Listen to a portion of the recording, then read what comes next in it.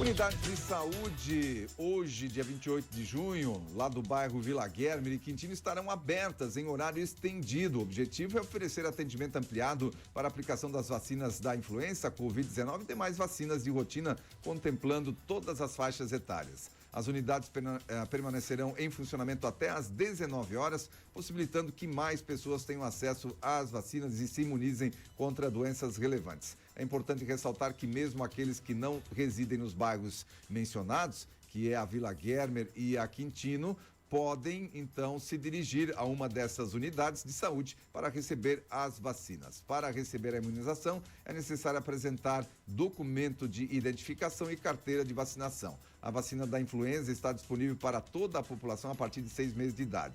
Já a vacina bivalente contra a Covid está sendo oferecida para pessoas com 18 anos ou mais.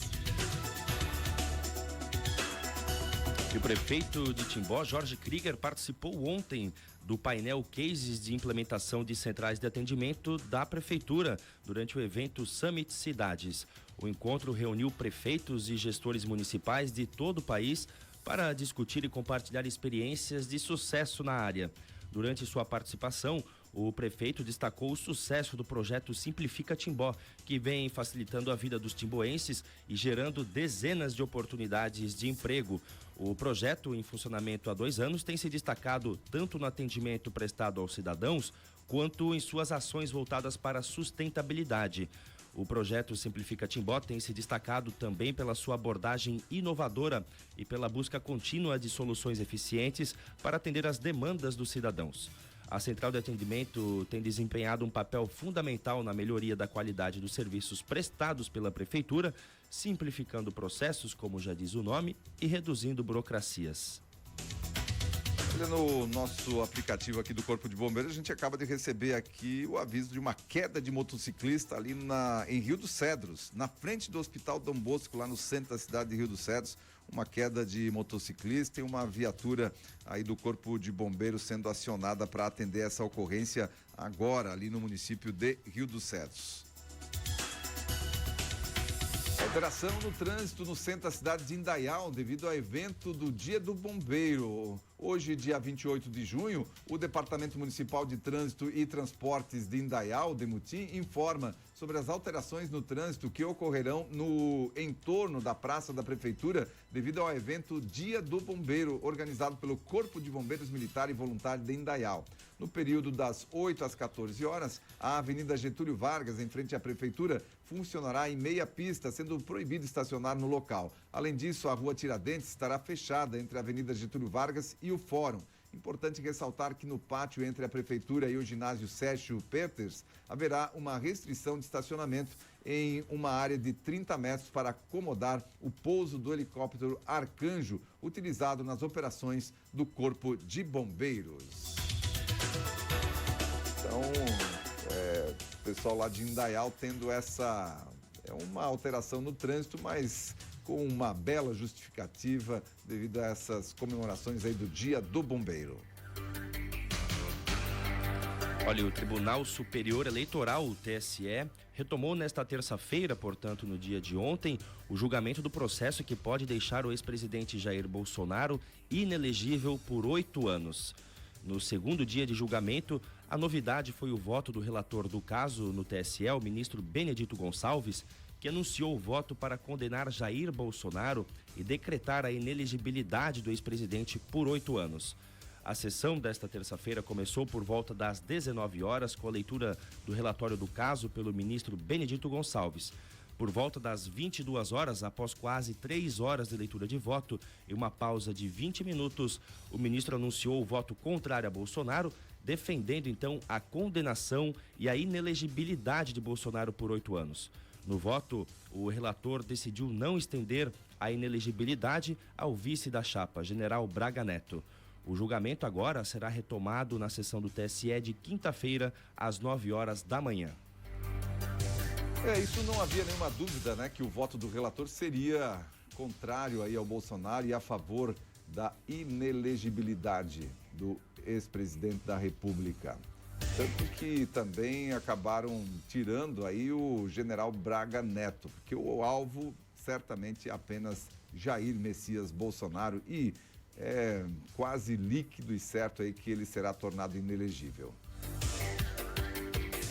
Ministro visita viaduto do Badenfurt e anuncia aceleração das obras. O ministro dos Transportes, Renan Filho, esteve em Blumenau na terça-feira, ontem, portanto, para uma visita às obras de duplicação da 470 no viaduto do Badenfurt, principal acesso a Pomerode. Em meio a anos de lentidão, o ministro assegurou que os trabalhos, não apenas nessa região, mas em toda a extensão da rodovia, serão acelerados. Vamos ouvir o próprio ministro falando a respeito. É importante que todos os esforços sejam concentrados para que essa obra possa ser entregue. Tem trechos perigosos, eu fiz questão de vir numa van, ao lado da vice-governadora, do senador Espiridião, da deputada Ana Paula, do deputado Chiodini, do secretário de Infraestrutura do Estado, para que a gente possa observar toda essa obra tão importante, essa ligação aqui para o escoamento da produção do sul do Brasil e especialmente Santa Catarina, e vamos entregar. Não temos mais dificuldades insuperáveis, porque essas advinham da falta de recursos. Os recursos agora estão sendo disponibilizados.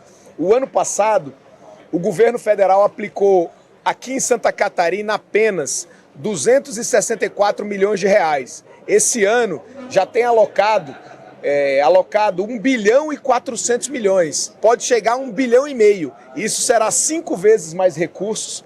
É a demonstração do presidente Lula pelo fortalecimento dos investimentos no país e no estado de Santa Catarina. Certamente isso vai significar ganho de competitividade, o fim de um período em que as obras se arrastaram, né, que houve um grande jogo de empurra e ninguém sabia direito qual era a responsabilidade, mas o fato é que ao longo dos últimos anos, o Brasil foi o país que menos investiu no mundo entre as economias relevantes. Isso cobrou um preço caro, mas agora, prefeito, nós vamos avançar com essas obras e logo mais eu estou à sua disposição para que a gente possa olhar essa necessidade de uma passagem subterrânea para permitir que os bairros da cidade possam ter uma conexão mais fluida, sem sofrer o impacto direto do isolamento que causa a duplicação de uma BR no trecho urbano de uma grande cidade. Esse então foi o ministro Renan Filho falando aí sobre as verbas, os recursos que estarão sendo destinados aí para a 470. A gente realmente espera que assim seja. E tomara que assim seja mesmo, porque a nossa 470 já faz tempo e a gente sempre falou por aqui, esse foi um dos grandes pecados aí do Jair Bolsonaro em relação à nossa região aqui, de não ter feito os investimentos necessários nessa rodovia que é tão importante para a nossa infraestrutura. Olha só, o Tribunal Regional Eleitoral de Santa Catarina confirmou nesta última terça-feira a data para a nova eleição para prefeito e vice-prefeito de Brusque, onde a chapa até então à frente da gestão municipal foi cassada em maio. O pleito acontecerá então no dia 3 de setembro deste ano para estabelecer um mandato tampão, conforme resolução aprovada em sessão plenária da Corte Estadual. Os vencedores dessa nova eleição deverão ser diplomados nos cargos até dia 21 de setembro e irão cumprir mandato somente até o fim do próximo ano, ou seja, haverá ainda assim uma outra eleição em 2024 para definir o prefeito e vice, além de vereadores dos próximos 4 anos seguintes. O município é chefiado atualmente pelo vereador André Vec, do DC, presidente da Câmara Municipal, na altura em que o então prefeito Ari Vec, do MDB, e o vice Gilmar Doerner, do Republicanos, tiveram seus mandatos cassados por ordem do Tribunal Superior Eleitoral. Na ocasião da cassação, o TSE ainda determinou a inelegibilidade por 8 anos do empresário Luciano Hang, que cometeu abuso de poder econômico em benefício de Vec e Doerner nas eleições de 2020. Pois é, essa é mais uma. A cassação lá do prefeito e vice, o Vec e o Doerner, lá de Brusque, não tem a ver com eles, tem a ver com o alvo era o Luciano Hang.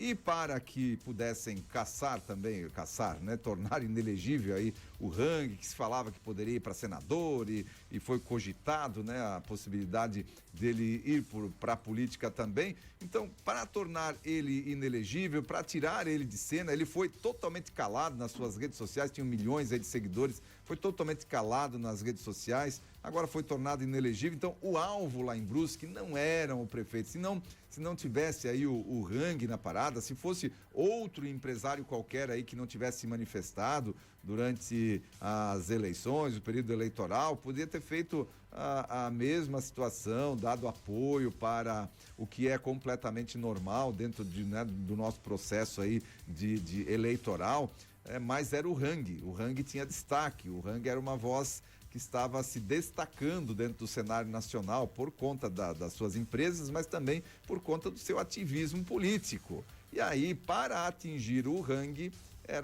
eles tiveram que derrubar lá o prefeito e o vice. Então, eles acabaram entrando de gaiatos nessa história lá, o prefeito e vice, quando o alvo principal eles foram os efeitos colaterais, porque o alvo principal sempre foi o Luciano Hang. O ministro André Mendonça suspende processos de tributação do terço de férias em todo o país. O ministro André Mendonça, do Supremo Tribunal Federal, decidiu suspender a tramitação de processos em todo o país que discutem a questão da tributação do terço de férias. O terço de férias refere-se ao pagamento de um valor adicional concedido aos trabalhadores, calculado como um terço da remuneração. Esse benefício deve ser pago juntamente com a remuneração das férias e também se aplica aos servidores públicos. O ministro Mendonça, ao justificar sua decisão, mencionou a necessidade de uma deliberação uniforme sobre o assunto, seja ela favorável ou desfavorável, tanto para os processos judiciais pendentes quanto para os processos administrativos fiscais em andamento na administração pública federal. Com essa suspensão, espera-se uma maior clareza e uniformidade na abordagem da tributação do terço de férias, trazendo segurança jurídica para os contribuintes e para a administração pública. O termo importante, segurança jurídica. E, logicamente, que essa situação aí do terço de férias é uma situação que os tribunais estão julgando de um jeito, uma insegurança, as empresas não sabem exatamente como proceder, e aí agora o Mendonça, não, para aí, vamos trazer isso tudo aqui, vamos suspender tudo e qualquer processo a respeito desse tema, vamos fazer uma definição clara e objetiva, e aí a partir disso se tem mais segurança jurídica. É assim que, é para isso que existe aí um Supremo Tribunal Federal. Nesse caso está agindo corretamente no sentido de dar clareza e objetividade para a aplicação de uma legislação. De acordo com informações divulgadas pelo governo, Santa Catarina está em 5º lugar no ranking de maiores produtores de energia solar no Brasil, subindo 2 posições desde 2021. São Paulo, Minas Gerais, Rio Grande do Sul e Paraná lideram a lista. A potência catarinense instalada chega a 1.397 megawatts de potência. Florianópolis, a capital, desponta na primeira posição no ranking dos municípios com 854 megawatts. Os dados de junho foram divulgados pela Agência Nacional de Energia Elétrica, a ANEEL, em parceria com a Associação Brasileira de Energia Solar Fotovoltaica, a Absolar, e referem-se à geração distribuída, ou seja, energia gerada no local de consumo ou próximo. A energia solar gera mais de 151,7 bilhões de reais em novos investimentos e mais de 918,4 mil novos empregos no Brasil. Pois é, tá aí, Santa Catarina sempre em destaque na indústria, destaque aí na questão da energia solar também. E assim a gente encerra o nosso primeiro bloco de informação na manhã desta quarta-feira.